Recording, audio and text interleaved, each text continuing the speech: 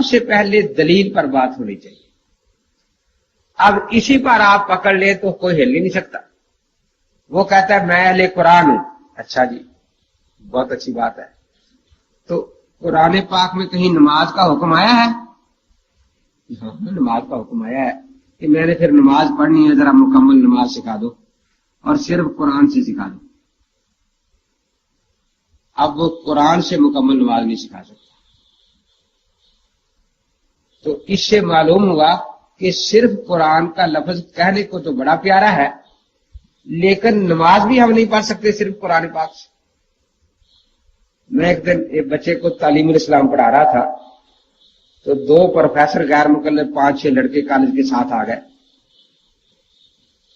बैठने से पहले कहते देखो यही फर्क है। उनको लड़कों को 2 गैर मुकल्लफ थे, 4 हम भी थे, उनको मुतासर कर रहे थे कि देखो भाई यही समझ लो फर्क, हम सब कुछ बुखारी से लेते और ये तालीमुल इस्लाम पढ़ा रहा है, फिक़ह की किताब, हम सब कुछ बुखारी से लेते हैं। मैंने कहा प्रोफेसर साहब झूठ बोले बगैर आपकी रोटी हजम नहीं होती। ये झूठ जो है आप बतौर चूर्ण इस्तेमाल करते हैं ताकि रोटी खाई हजम हो जाए। मैंने झूठ बोला? मैंने कहा जिंदगी का सबसे बड़ा झूठ यही है जो आपने इस वक्त बोला मेरे सामने। कैसे? मैंने कहा बुखारी शरीफ में किताबुल अजान है कि जी हाँ, किताबुल अजान तो कई सफ़ों पर है लेकिन अजान उसमें नहीं है। आप निकाले जरा। मैंने तालीम इस्लाम सामने रख दी, तो देखो इसमें पूरी अजान लिखी है, 7 तर्जमे की, इकामत भी लिखी है। मैं निकाल के दिखाता हूं, मैंने बिस्मिल्लाह। वो जो प्रोफेसर थे उनको हमने अरबी बुखारी दे दी, तालिब इल्म फिर उर्दू रखी थी वो दे दी। मैंने कहा निकालो भाई। निकालते रहे, मिल गई। अच्छा क्या मिला? कि अजान जो है यशफल अजान यूतर लिकामा, अजान डबल होनी चाहिए, इकामत अकारी होनी चाहिए। तो क्या मतलब? अजान कहनी है तो 2 दफा कहा जाए अजान अजान, और इकामत करते 1 दफा कह दिया जाए इकामत। तो नहीं, कलमात को दोहरा करना। मैंने वो निकाले कहे हैं बुखारी में। तो वो सारी दुनिया को मालूम है। मैंने कहा दुनिया को फुक़हा ने बताए हैं, बुखारी ने नहीं बताए। मैंने कहा देखिए नमाज जनाजा तालीम इस्लाम में, मैंने कहा किताबुल ईदैन है ना बुखारी में? जी हाँ। मैंने कहा नमाज ईद का तरीका निकाल दे बुखारी से। किताबुल ईदैन है बुखारी शरीफ में, लेकिन ईद पढ़ने का तरीका बुखारी शरीफ में नहीं है। देखते रहे, कहते हाँ ये तो नहीं है। मैंने कहा किताबुल जनाज़ है बुखारी में? कि जी हाँ। मैंने कहा जनाजे का तरीका नहीं है, बाकी सब कुछ है इसमें कि जनाजा कैसे पढ़ना है। और ये तालीमुल इस्लाम में 3 सत्र में जनाजे का तरीका लिखा है कि यूं पढ़ना है। तो हमें तो कोई झिझक नहीं है, हम तो कहते हैं ठीक, हम यहां से मसले लेते। मुझे कहता है अच्छा मैं निकालता हूं। मैंने निकालो। देखता रहा, वो नजाशी वाली हदीस आ गई कि हज़रत ने 4 तकबीरें कही जनाजे पर। मिल गया जी, जनाजा मिल गया। मैंने कहा क्या मिला? कि हज़रत ने जनाजे में 4 तकबीरें कही।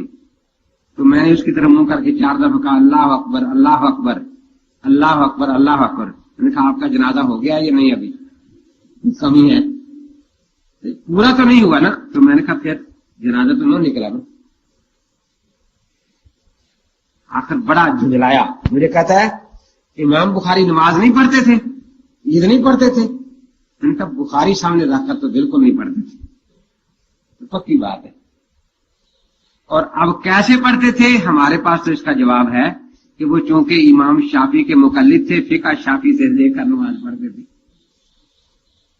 फिक़ह शाफी से देखकर वो जनाजा पढ़ते थे, ईद पढ़ते थे। आप बताएं कि आप उनको मुकल्लिद भी नहीं मानते और बुखारी में है नहीं नमाज पढ़ने का तरीका।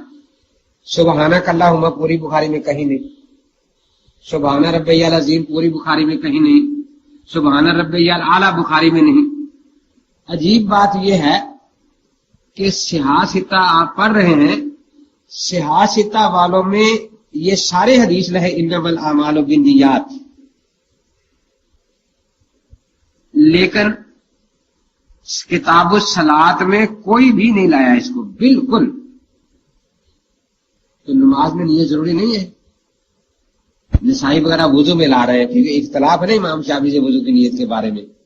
تو اپنے ائمہ کا لحاظ باندھ کر یہ باب باندھتے ہیں نا حضرات اپنے ائمہ کے اعتبار سے. کتاب الصلاۃ میں پوری سیاستہ میں انما الاعمال بالنیات نہیں ہے. یہ درود شریف جو ہم نماز میں پڑھتے ہیں بخاری شریف میں 11 جگہ ہے لیکن کتاب الصلاۃ میں نہیں ہے. بلکہ کوئی حدیث بھی نہیں کہ نماز میں درود پڑھنا چاہیے. بخاری شریف میں کوئی حدیث نہیں ہے. تو میں نے کہا امام بخاری رحمۃ اللہ تعالی علیہ تو مقلد تھے امام شافعی رحمۃ اللہ علیہ کے.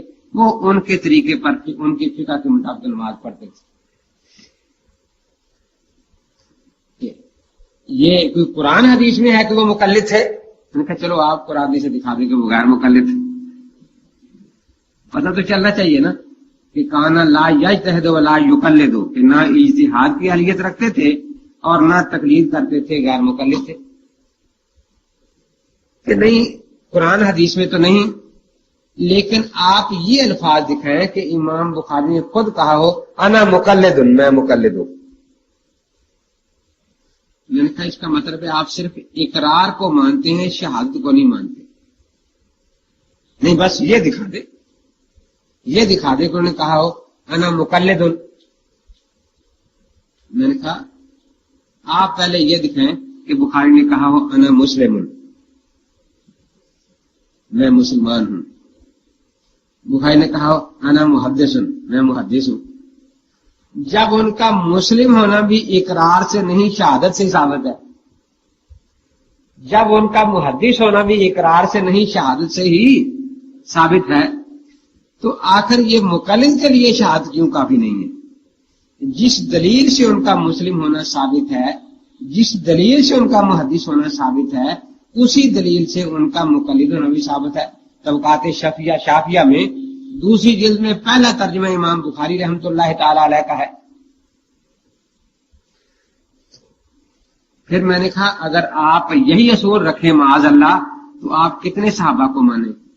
آپ دکھائیں ابوبکر صدیق سے کہا کہ انا صحابی ہوں. حضرت عمر سے دکھائیں انہوں نے کہا کہ انا صحابی ہوں. عثمان حضرت علی سے دکھائیں تو کتنے صحابہ کی آپ صحابیت ثابت کر سکیں گے؟